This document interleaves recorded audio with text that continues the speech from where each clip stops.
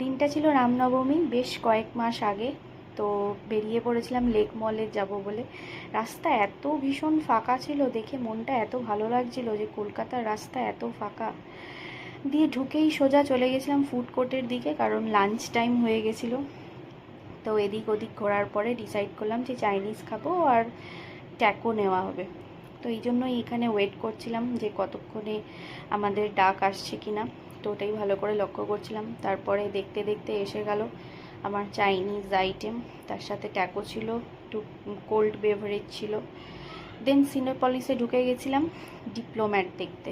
সিনেপলিসটা আমার প্রথমবার যাওয়া, আমার খুব ভালো লেগেছে। ওদের picture quality and sound quality দুটোই খুবই ভালো।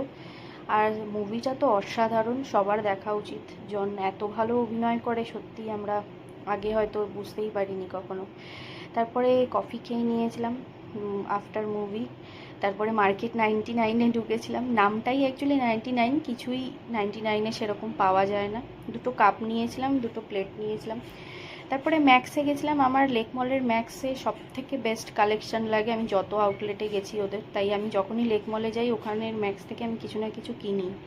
তো তারপরে মিরর দেখে তো সবারই একটু ছবি তুলতে ইচ্ছা করে। দিয়ে আসার সময় ভেবেছিলাম ওরকমই স্মুথ চলে আসবো, বাট হয়নি, প্রচণ্ড জ্যাম ছিল। এইভাবে দিনটা কাটলো। দেখা